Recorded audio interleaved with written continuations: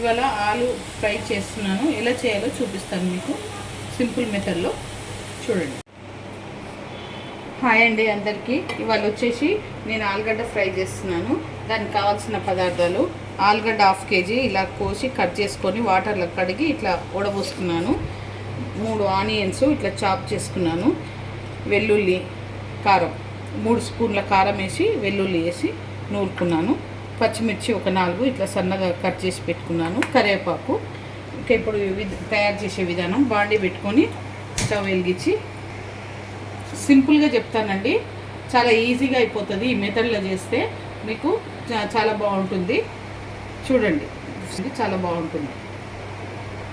3 spoon oil వేసుకుంటున్నాను.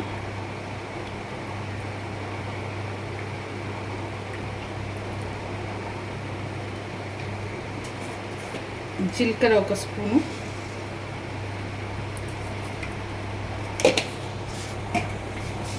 ఆవాలు 1/2 spoon,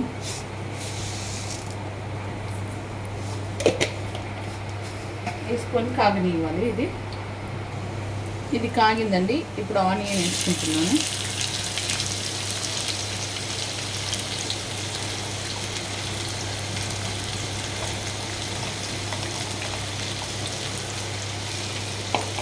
onion వేసుకొని కలుపుకొని పచ్చిమిర్చి కూడా వేసుకుంటున్నాను.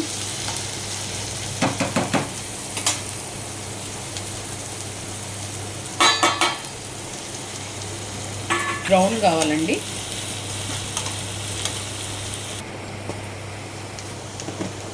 ఇప్పుడు సగం స్పూను పసుపు వేసుకుంటున్నానండి.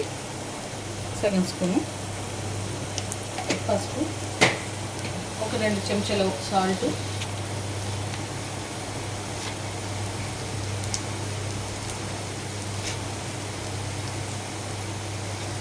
అల్లం వెల్లిపాయ వేస్తలేనండి, ఎందుకంటే ఎల్లిపాయ కారం వేస్తున్నాను కాబట్టి.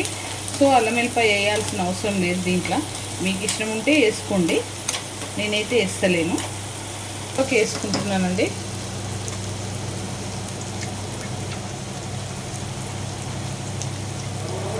ఇంకొంచెం బ్రౌన్ కావాలి.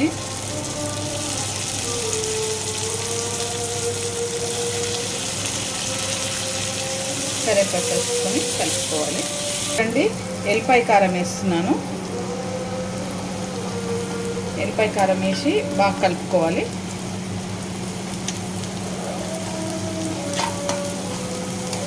అండి, ఇప్పుడు నేను ఆలుగడ్డలు వేసేస్తున్నాను. ఆలుగడ్డలన్నీ వేసేసుకొని కలుపుకొని ఇంకా సిమ్లో పెట్టుకొని చిన్న మంట మీద వేగనీయాలి.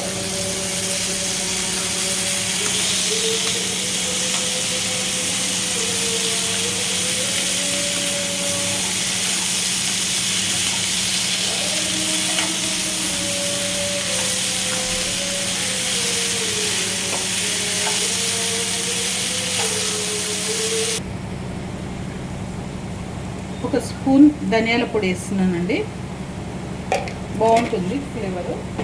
1/2 స్పూన్ గరం మసాలా, కొత్తిమీర వేసుకోవాలి. వేసుకొని ఒక 5 minutes ఉంచుకొని ఇంకా బంద్ చేసుకోవాలి.